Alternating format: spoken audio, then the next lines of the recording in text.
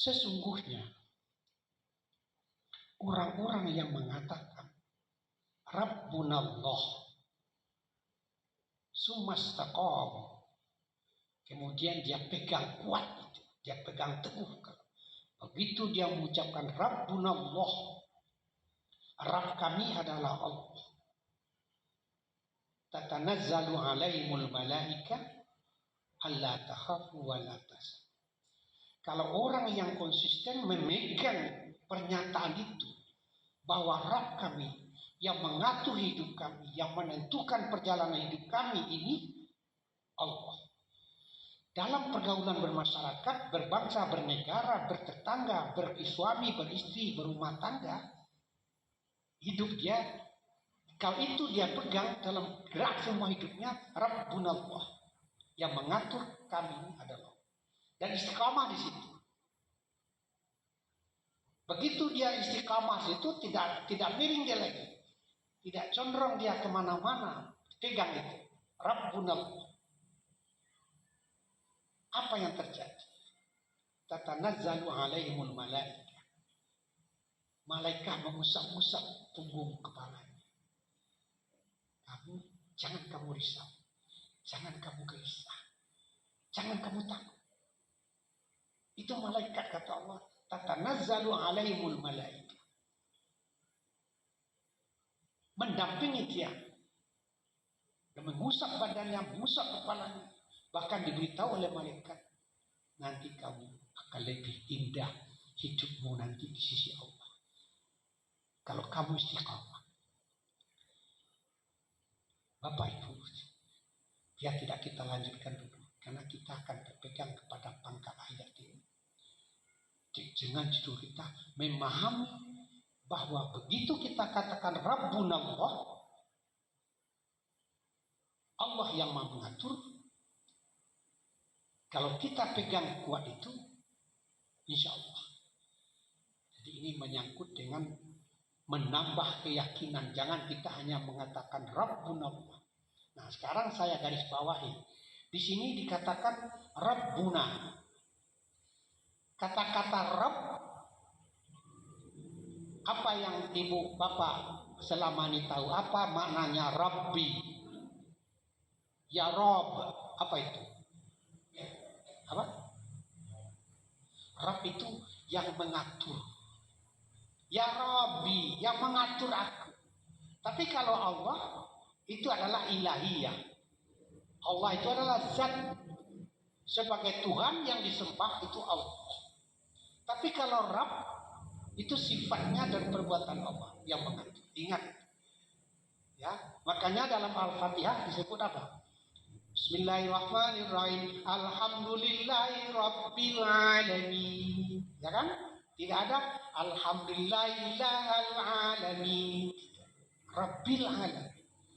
Rabb itu artinya yang mengatur alam dan dengan segala isinya. Dia yang mengatur. Nasib kita apa lagi? Jangankan hidup mati kita diatur, nasib kita diatur, rezeki kita diatur. Banyak sedikit kurang, kondisi kita diatur. Mau kemanapun kita diatur oleh Allah. Hanya kita tidak tahu. Seperti ini nih, siapa yang ngatur kita sampai di sini? Allah, Rabb. Rabbnya itu. Jadi kalimat-kalimat Rabb itu banyak sekali ditemukan dalam Al-Quran. Itu maknanya bukan Allah. Maksud saya itu maknanya sifat Allah. Kalau Allah itu yaitu Allah. Makanya di dalam ilmu tauhid ada dua ilmu tauhid. Disebut dengan apa? Tauhid rububiyah dan tauhid ilahiyah. Ibu-ibu kan namanya, ibu-ibu kan bapak-bapak kan bukan umumnya bukan dari latar belakang pesantren ya. Tadinya kalau saya bahas itu nanti malah makin pusing nanti. Jadi Tuhan itu ilah Allah. Tapi kalau Rabb, nah ini yang disebut lalu dalam Quran, kita mohon ampun kepada Allah, kita katakan apa? Rabbana ufir lana, Rabbil firli, Rabbi syrah li sadri, Rabbi syrah li sadri, wa yassir li amri. Itu doa kita. Tidak Allahumma yassir, Rabbi. Karena dia mengatur. Rabbi syrah li sadri wa yassir li amri. Ya Allah, ya Rabbi, ya Rabb yang maha mengatur. mudahkanlah urusan. Ya, jadi ini mana Rabb. Jadi kalau bapak-bapak nanti mendengar kalimat Rabb, itu bapak tahu maknanya apa? Yang Maha mengatur.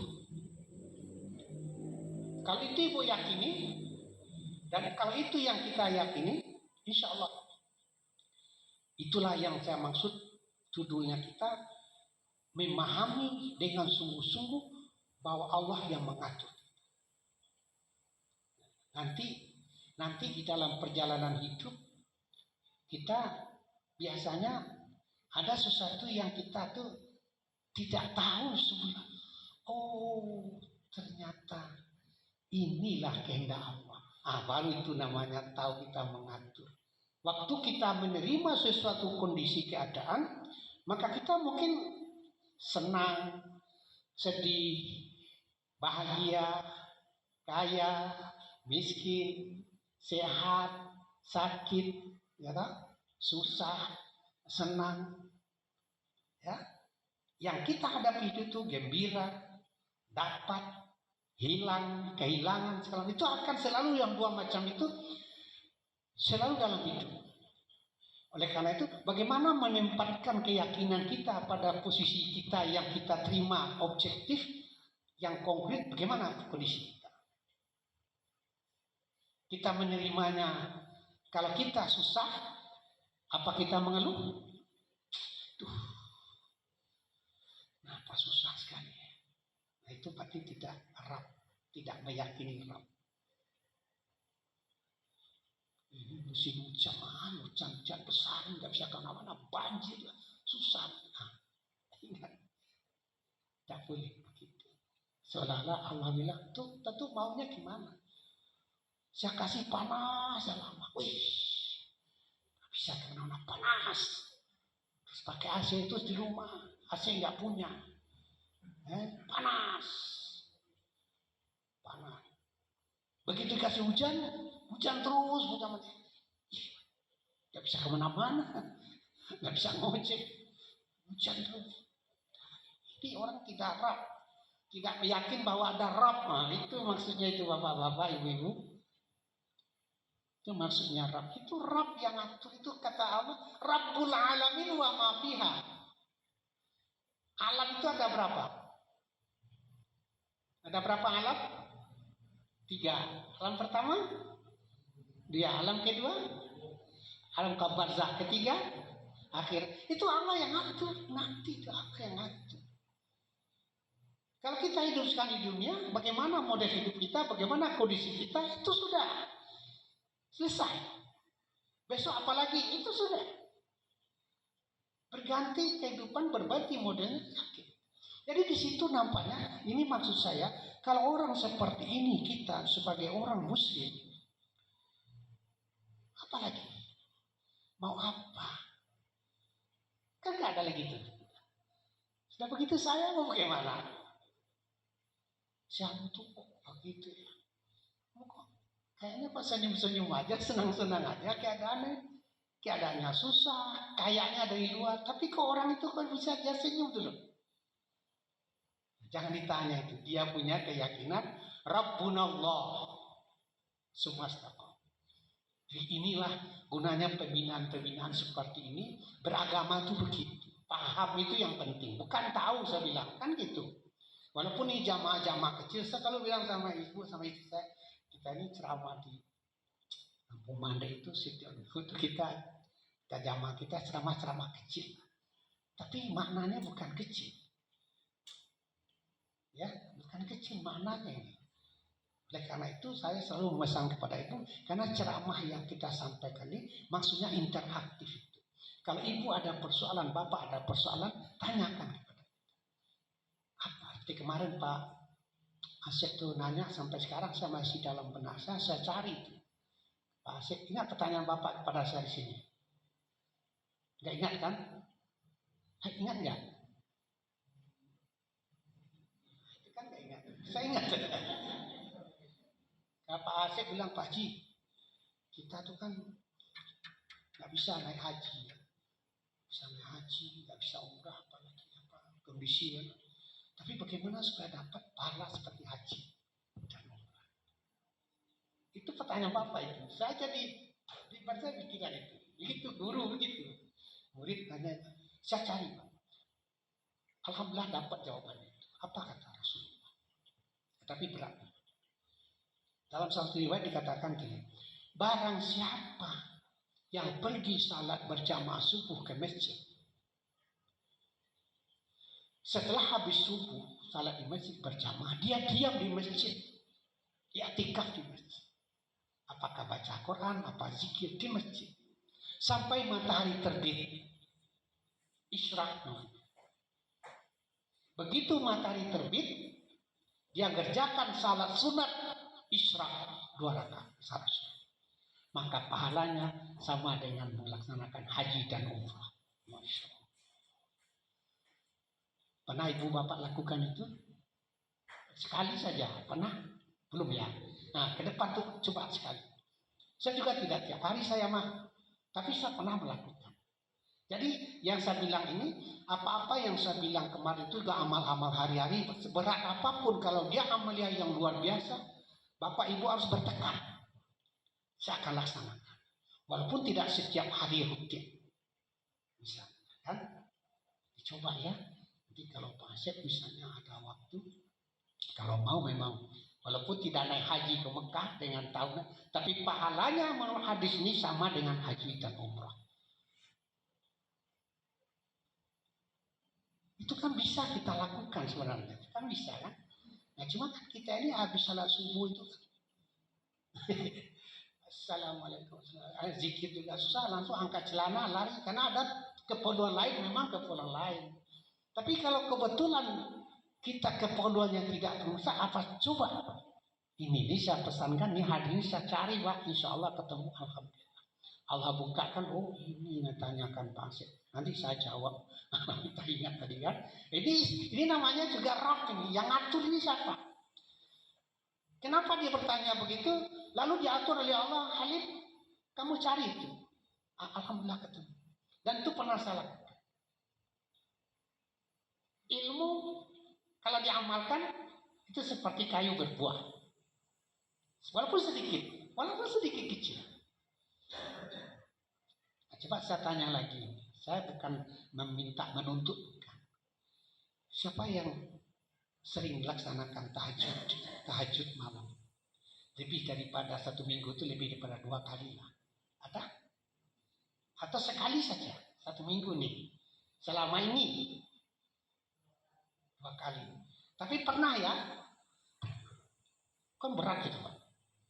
Pak Aris pernah Pak Aris? Nah itu. Pak Adi pernah kan? Pertahankan itu.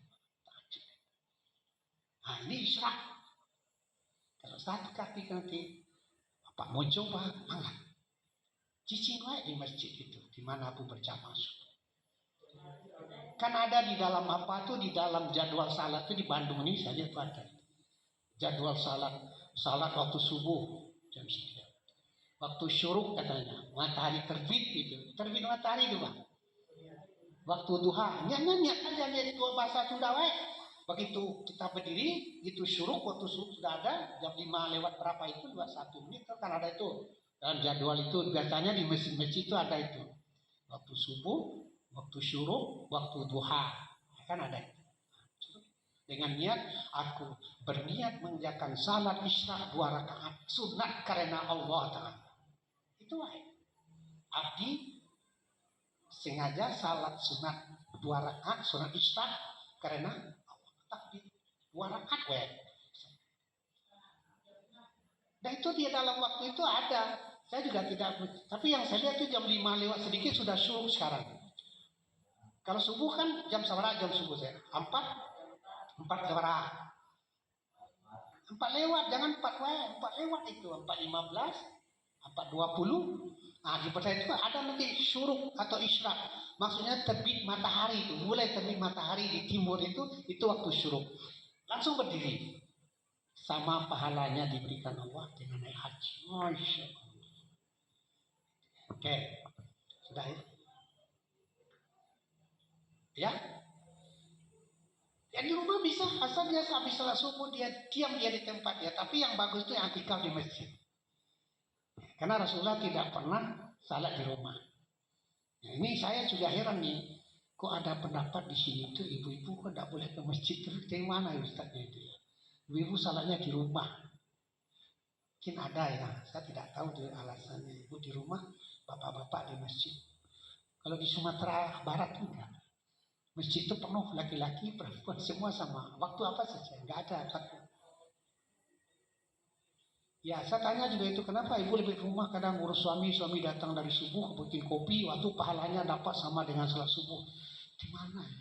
Saya cari-cari, saya nggak dapat tadi ilmunya, mungkin saya yang bodoh mungkin itu. Ya, baik. Jadi gitu ya ibu ya, kalau bisa ibu, nggak apa-apa ibu, kalau memang ibu sekali mencoba, ikut aja salat subuh di masjid sini atau di masjid mana, ikut aja. Tidak salah, ya tidak salah, karena tidak ada larangan itu.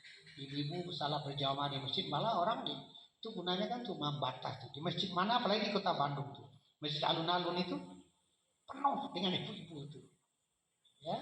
Apalagi di Cianjur itu ada masjid alun-alun Cianjur itu penuh ibu-ibu, nggak ada batasnya. Laki-laki dengan perempuan salat subuh berjamaah, zuhur berjamaah, asar berjamaah, maghrib isya berjamaah, sama. Hanya tempatnya tidak sama, jadi ada batasnya, ada tempat khusus. Oke? Oke.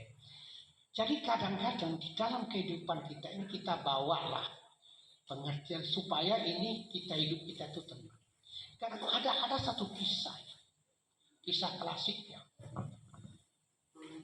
Kita agama ini, itu tadi saya baca itu dapat postingan itu juga bagi pelajaran saya ini juga, ini Rabbunallah. Ada seorang anggota NASA ya, ahli astronomi dan planet-planet yang terbang dengan NASA angkasa luar itu, ya, orang Amerika.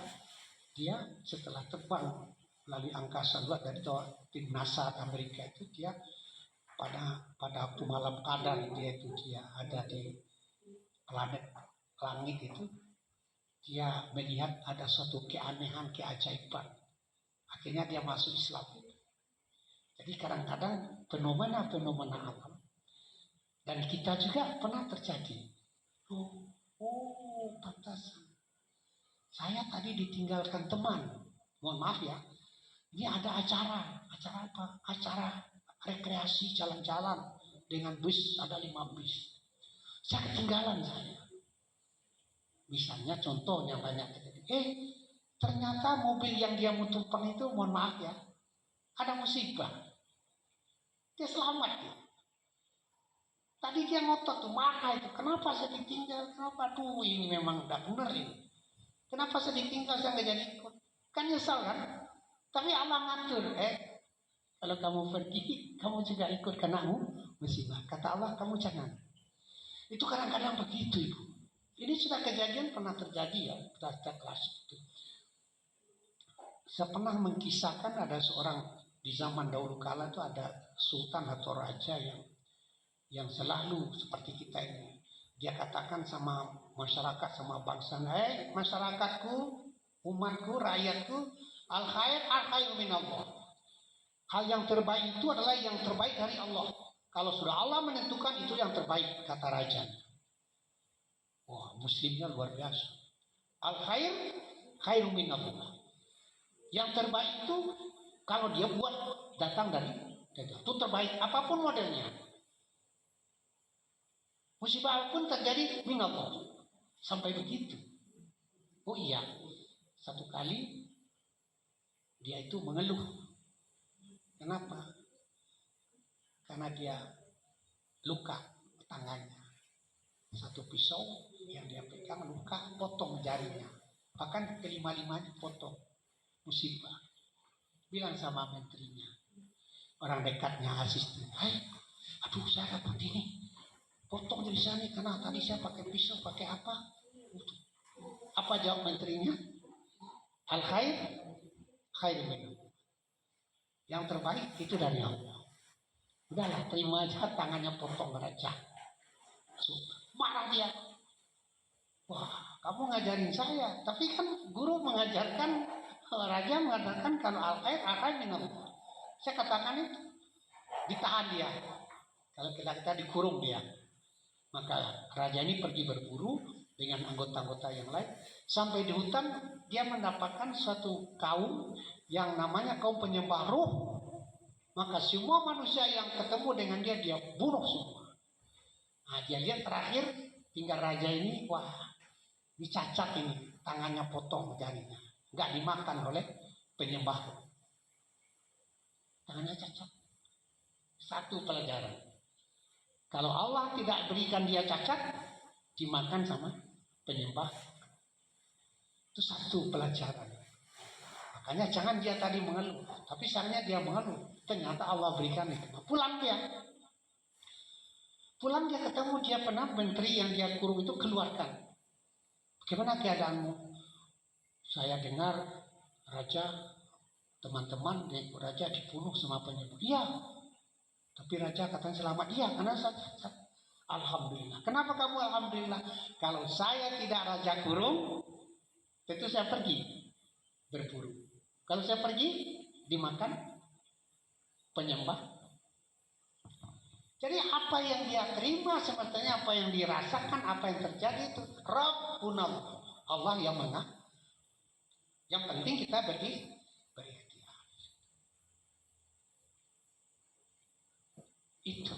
Itu yang sebenarnya ayat 100, ayat 30 dan 31 itu menekankan kepada kita Rabbunallah sumastaqamu tatanazzalu alaihimul malaika alla takhafu wa la wa basyiru bil jannati allati kuntum tu'adun. Nah ini sekarang ini mohon maaf walaupun karena kita sedang bergejolak ini yang terjadi secara bermasyarakat berbangsa sekarang itu kan ada pilihan dalam presiden ini kan ada 3 calon 1, 2, 3 ya kan macam-macam kan ini kejadian.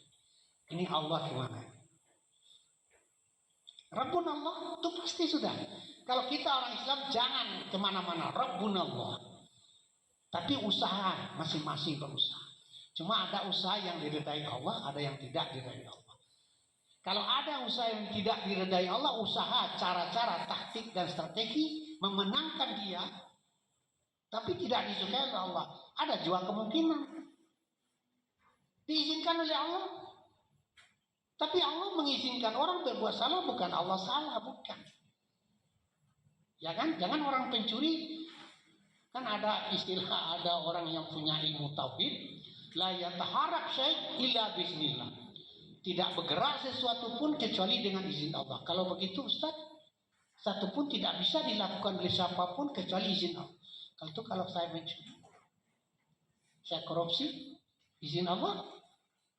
Coba jawab. Izin Allah atau tidak? Izin Allah? Izin Allah. Tetapi yang buruk dan yang baik, yang kaya dan miskin, ujian dan musibah, itu semua minallah. Tapi kalau orang yang kafir diberi Allah kaya, itu bukan nikmat dari Allah, tapi fitnah minallah, ujian dari itu. Begitu caranya kita. Kalau orang saleh diuji dengan kesusahan minallah. Kalau dia lulus, jannatun na'im. Kalau orang kafir, kaya, bahagia, itu bukan minallahi ni'mat, tetapi adalah bala minallah, ujian dari. Makanya orang kaya, yang kafir, yang musyrik, yang munafik, jangan bangga orang munafik dengan kesejahteraan jabatan tinggi, tapi diambil dengan cara korupsi dan munafik, jangan bangga. Jangan bangga. Kan ada dalam Al-Quran dikatakan itu. Orang-orang munafik yang diberikan Allah kesejahteraan hidup, dia katakan Allah sayang kepada saya. Di dunia aja Allah sayang kepada saya, apalagi di akhirat. Itu begitu orang munafik bilang. Tapi Allah bilang tidak. Aku berikan kesejahteraan, aku berikan kamu keadaannya seperti itu, atau sebagai tanggung jawab kamu, makin banyak kamu mendapatkan dan makin banyak kamu beban nanti yang kamu tanggung jawabkan di akhirat. Memang namanya begitu. Itu namanya tauhid. Jadi kita ini malam ini nampaknya mengaji kepada tauhid.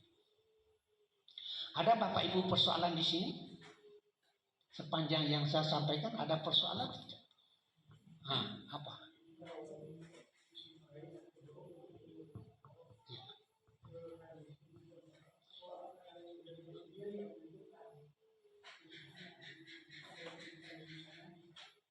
Ya, baik dan buruk, senang dan susah, memang bagi kita cuma ikhtiar, usaha kita. Tapi bukan kita yang menentukan, bukan kita.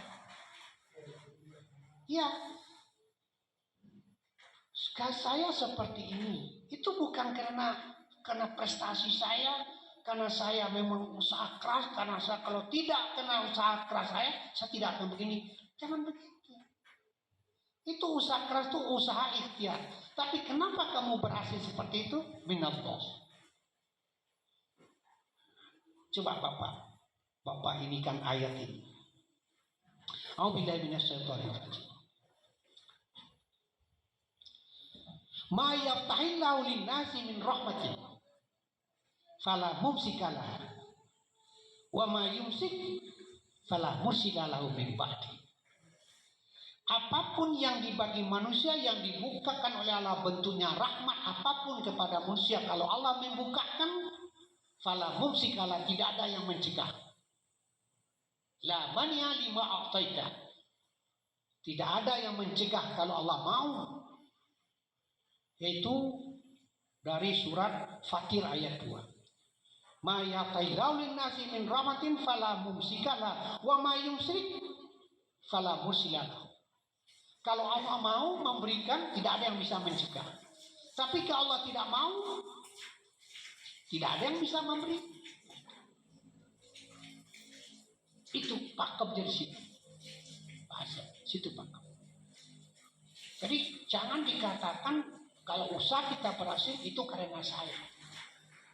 Tapi karena usaha saya. Tapi Allah yang menentukan. Rabbunallah, Allah yang mengatur.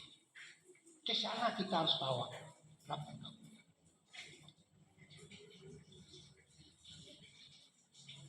Ya. Nah, itu. Tadi saya bilang kepada Bapak bahwa sesungguhnya apabila seseorang mendapatkan kebaikan, maka dia dibaikan itu adalah karena ridha Allah. Tapi kalau dia belum mendapat, itu karena Allah juga. Mungkin satu ketika Allah memberikan kepada dia suatu balasan yang dia tidak tahu balasannya dari mana. Makanya kalau berdoa jangan bosan-bosan.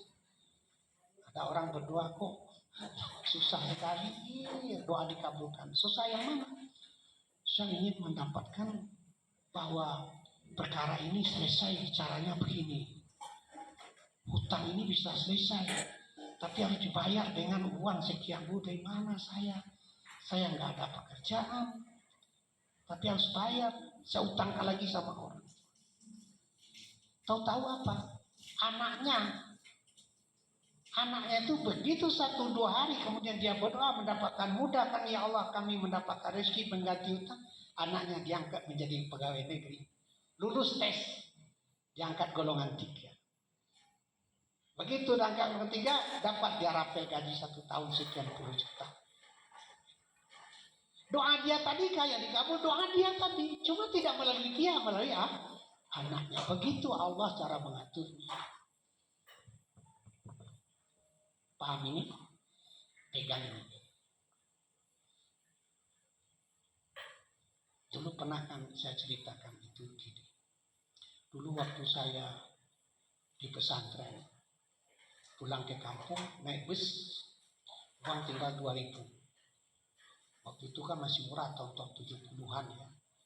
Saya di pesantren tahun 70-an sampai 80-an itu. Pulang ke kampung itu uang ongkos bus 2.000 dari kota Padang ke kampung saya 2.000. Uang di kantong 2.000 untuk pas. Datang orang assalamualaikum, assalamualaikum beri sedekah untuk makan. Di mobil kan banyak bis tuh. Ini turun naik nih. Dikeluarkan ongkos. Nanti aja pikiran dibayar di rumah, sampai di rumah turun dulu di kampung, kita orang tua makan.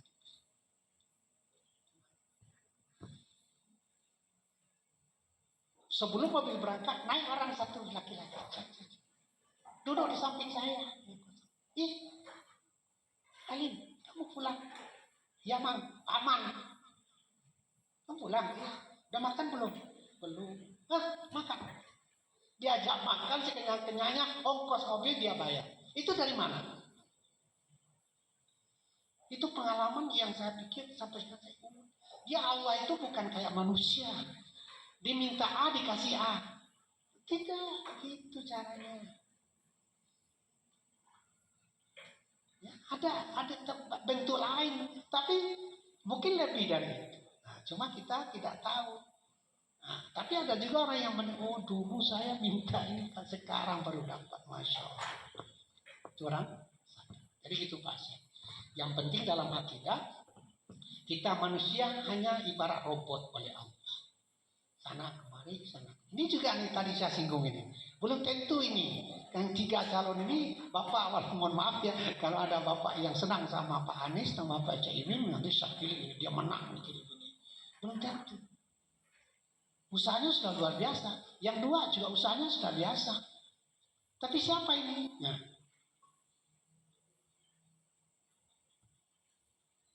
Akhirnya kita nanti jangan terlalu bergantung kepada manusia dan kepada cara manusia. Wah, ini pasti kalah nih. Oh, ini pasti menang nih. Kenapa? Karena ini. Jangan tidak. Rabbunallah. Apa? Rabbunallah yang mengatur semua. Sampai ke situ Bapak-bapak. Jadi kalau gitu, kalau sudah gitu kan tenang. Nah, tenang kita kan ngapain?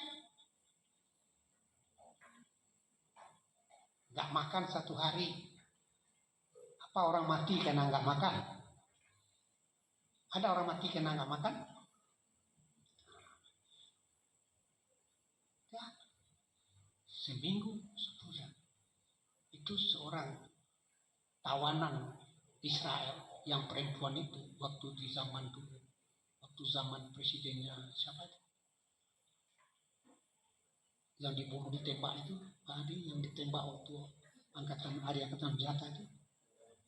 Siapa?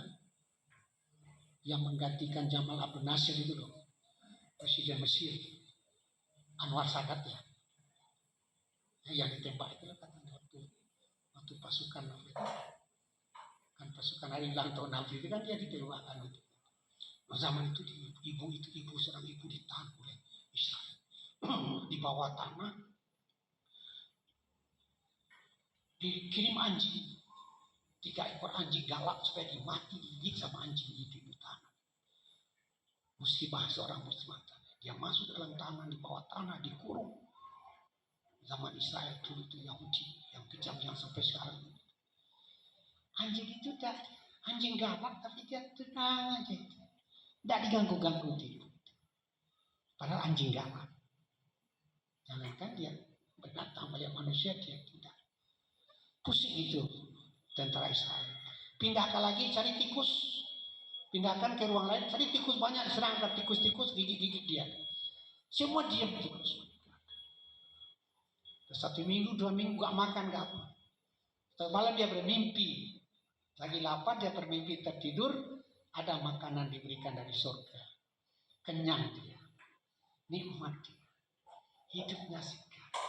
Itu makan diberikan oleh Allah dari surga. Dia bermimpi dalam mimpinya makan makanan enak, nikmat. Sampai dia kemudian terbangun, dia kenyang terus. Itu siapa yang ngatur? Sampai begitunya Allah melihatkan kekuasaan Allah kepada kita. Hanya kita tuh kadang-kadang gitulah kurang ya yakin. Nah, keyakinan inilah yang disebutkan dalam apa nih?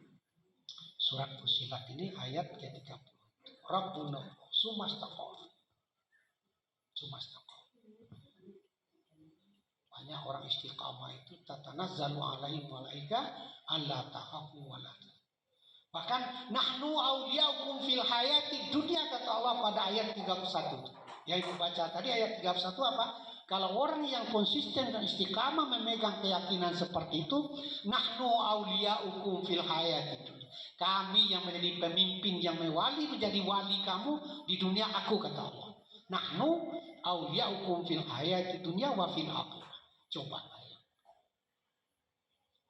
Bapak, mohon maaf ya, tadi itu.